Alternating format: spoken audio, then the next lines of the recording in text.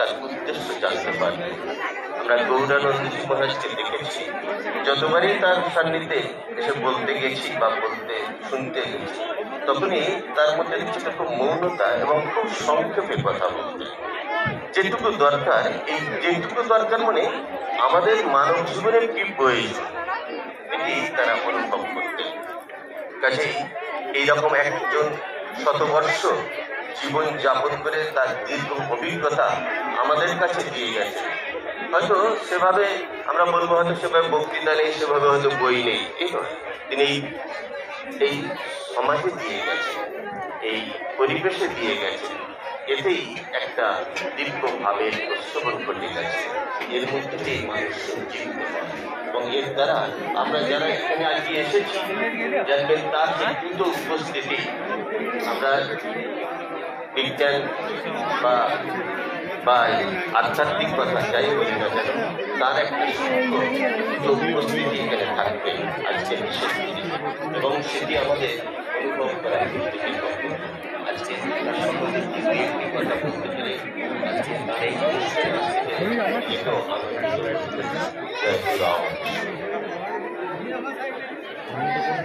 ধন্যবাদ মহারাজজিকে। আমরা আরেকটি সংক্ষেপে আরেকজনের কথা শুনে নেব। স্বামী বলদেবানন্দ মহারাজ, ঈশ্বর শ্রীরামকৃষ্ণ।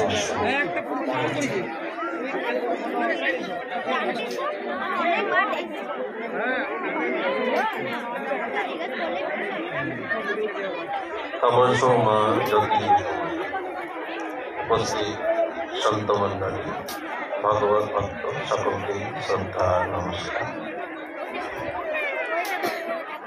আমরা রামকৃষ্ণ ভাব আন্দোলনের সঙ্গে যারা যুক্ত, তারা প্রায় সকলেই জানে সারদা মায়ের একটি উক্তি, মা নিজে জপ করতে আর ভক্তদেরও বা সকলকেই তিনি বলতেন, জপাত সিদ্ধি, জপাত সিদ্ধি, জপাত। তাহলে সাধু মহাত্মার সান্নিধ্য পাওয়ার আমার সৌভাগ্য হয়েছিল। মল্লারপুর রামকৃষ্ণ আশ্রমের যখন মন্দির প্রতিষ্ঠা, সেই সময় স্বামী শারদাত্মানন্দজির আহ্বানে সেখানে গিয়েছিলাম।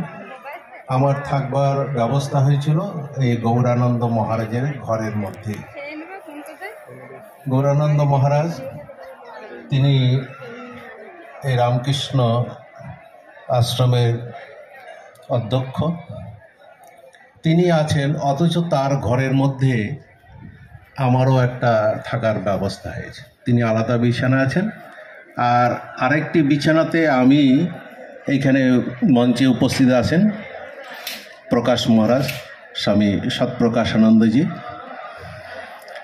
তো ভোরবেলা দেখছি পূজ্যপাদ মহারাজ যে কখন ঘুম থেকে উঠে স্নান আদি করে তিনি একবারে তার আসনে বসে একবারে জপে মশগুল হয়ে গেছে। সে জপ একবারে সকালবেলা যখন সূর্য উঠছে তখনও চলছে, কখন যে আরম্ভ হয়েছে আমরা কেউ টের পাইনি। তাহলে এই রকম একজন জাপক সাধুকে প্রত্যক্ষ করবার আমার সৌভাগ্য হয়েছিল। আর একটু আগে আত্মবোধানজি বলছেন, খুব স্বল্প কথা মাধ্যম দিয়ে তিনি বুঝিয়ে দিতেন যে হ্যাঁ, যে তার উপস্থিতি সব কিছু হয়ে যাচ্ছে। তাহলে এইরকম মহাপুরুষের সান্নিধ্য অল্পক্ষণ হলো পেয়েছি, তাই তাকে আবার আমার শ্রদ্ধা জানিয়ে, প্রণাম জানিয়ে আমার বাক্য পুষ্পাঞ্জলি তার চরণে সমর্পণ করলাম। হরি ওম তৎসৎ। ধন্যবাদ মহারাজজিকে। আমরা অনুষ্ঠানে একদম শেষ পর্বে চলে এসেছি। আর বিশেষ ঘোষণা করছি, আমরা ঘোষণা না করা পর্যন্ত যে যেখানে বসে আছেন সেখানে বসে থাকবেন। আমরা যখন ঘোষণা করব কে কোথায় যাবেন প্রসাদ পাওয়ার জন্য, সে সেখানেই যাবেন। শৃঙ্খলাবদ্ধভাবে শৃঙ্খলা মেনটেন করবেন, এটি অনুরোধ আপনাদের কাছে। এরপর আজকের এই মহতী অনুষ্ঠানের আমাদের যিনি সভাপতি স্বামী সত্যপ্রকাশানন্দ মহারাজ, সঙ্গের ভাইস প্রেসিডেন্ট,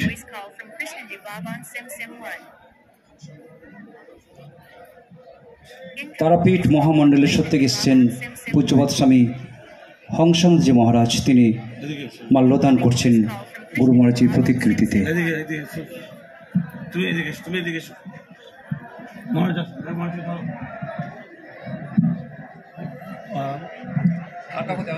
না কাউকে দিতে হবে না।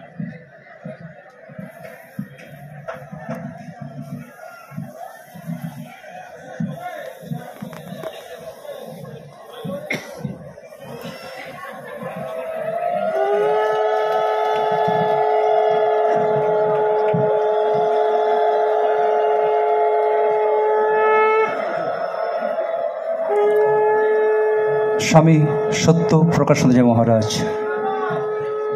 তিনি ধন্যবাদ জ্ঞাপন করছেন।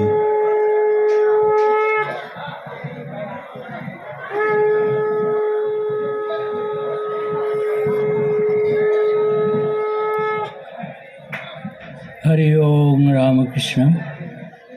মঞ্চে উপবিষ্ট এবং সমস্ত সাধু সন্তবৃন্দ সকলকেই আমি আভূমিত প্রণাম জানাই।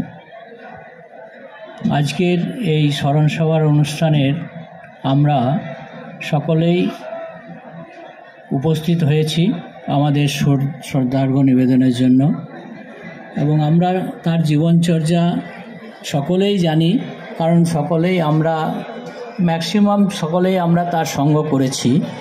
তাই সকলের একটা অনুভূতি আছে, এটা শুধু কথার কথা নয়, সকলের মধ্যেই একটা তার যে উপস্থিতিতে যে আমরা সকলেই কিছু না কিছু তার কৃপা অনুভব করেছি। আমরা সেই সব কথা আমরা শুনলাম, এবং যারা বলার সময় পেলেন না তারাও অনুভব করছেন এবং ফিলিং করছেন যে আমরা কি পেয়েছি তার কাছ থেকে। আমি এইটুকুই বলবো যে আজকের দিনে আমরা একটা বড় বটবৃক্ষকে আমরা মানে সূক্ষ্ম দেহে পাবো, কিন্তু স্থূল দেহে আর পাবো না। কারণ মহাপুরুষরা যখন আসেন তারা কিন্তু চলে যান না, তারা আমাদের মধ্যেই থাকেন, আমাদের সকলের অন্তরে থাকেন। আমাদের তিনি প্রতিনিয়ত আগে যেমন পথ নির্দেশ করতেন সেইভাবেই তিনি আমাদের পথ নির্দেশও করে যাবেন মনের মাধ্যমে। তখন সুখে যেটা মনের মাধ্যমে দেবেন, আর এখন মনের মাধ্যমে আগে যাতে দিতেন সেটা শরীরের উপস্থিতিতে দিতেন, আর পরে আমাদের মনের মধ্যে উপস্থিতি থেকে তিনি আমাদের পথ নির্দেশ দিয়ে যাবেন, আমাদের গাইড করবেন, আমাদের লক্ষ্যে পৌঁছানোর পথ দেখিয়ে যাবেন। তো আজকে আমি বেশি সময় নেব না, কারণ সময় পেরিয়ে গেছে অনেক, আর শুনলামও অনেক কিছু। আমি এইটুকুই বলবো যে মহারাজজির কাছে যারা এসেছেন তারা হয়তো অনেকে অনেক সময় অনেক প্রশ্ন নিয়ে এসেছেন যে এই প্রশ্ন করব জানবো, কিন্তু দেখবেন তারা মনে মনে চিন্তা করে যে তারা সেই প্রশ্ন হয়তো করতে হয়নি, তার কাছে আসা মাত্রই মনের মধ্যে সেই প্রশ্নের উত্তর পেয়ে গেছেন। তো এমন হয়, তার কারণ হচ্ছে তাদের যে একটা আধ্যাত্মিক শক্তি, সেই শক্তি পরিমণ্ডলে থাকে, এবং সেই পরিমণ্ডল তখন জানিয়ে দেয় তার মনের অবস্থাটাকে আরও উচ্চ স্তরে নিয়ে যায়। তাই আমরা সেটা তখন আমরা বুঝতে পারি। তো আজকে আমি ধন্যবাদ দেব না সকলকে, কারণ ধন্যবাদ দেওয়ার জায়গা নয়, কারণ আজ আমরা সকলেই ধন্য হলাম তার প্রতি স্মৃতিচারণ করে, তার প্রতি শ্রদ্ধার্ঘ্য দিয়ে। তাই আমি এইটুকুই বলে আমার বাগবিরাম দিচ্ছি। জয় ঠাকুর, জয় মা, জয় স্বামীজি। ধন্যবাদ মহারাজজিকে। এরপর আমাদের আজকের অনুষ্ঠানের সর্বশেষ সমাপ্তি সঙ্গীত রামকৃষ্ণ শরণম স্বামী ধ্রুবানন্দজি মহারাজ, এবং তবলায়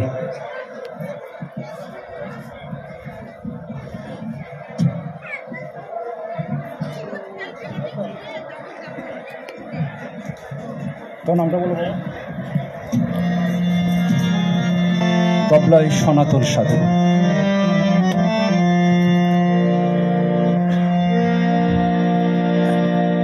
রামকৃষ্ণ শরণম অনেকেই জানেন, আপনারা গাইবেন, সবাই গাইবেন। আমি আমার গানের কলিতে গুরু মহারাজকে একটুখানি শ্রদ্ধা নিবেদন করব। এই গানটা হয়তো অনেকের জানা আছে, যাদের জানা রয়েছে আপনারা সবাই আমার সঙ্গে করবেন। গুরুর দেয়া মহানা জপ সর্বদাই,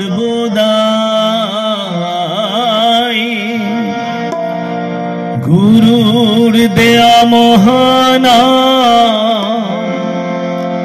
জপ সর্বদাই। যার গুরু গৌরানন্দ তার কোনো ভয় নাই, যার গুরু গৌরানন্দ তার কোনো ভয় না। গুরুর দেয়া মহানা, গুরুর দেয়া মহানা জপ সর্বদাই। যার গুরু গৌরানন্দ তার কোনো ভয় না।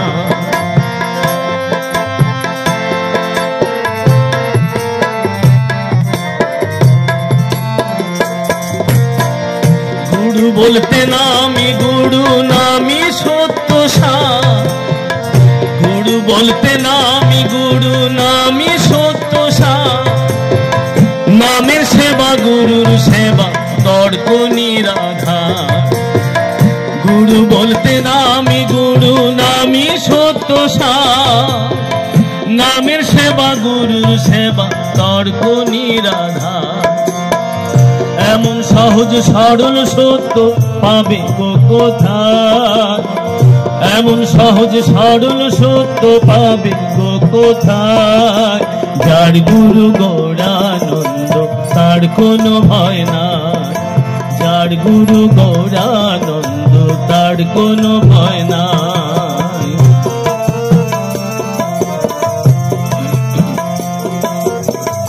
আপনি ছাড়লেও সে ছাড়ে না গুরুর অঙ্গীকার, আপনি ছাড়লেও সে ছাড়ে না গুরুর অঙ্গীকার।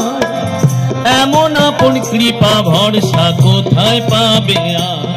থাকো সব ছেড়ে শ্রী গুরু পদে কোনো চিন্তা নাই, সব ছেড়ে দাও গুরু পদে কোনো চিন্তা নাই।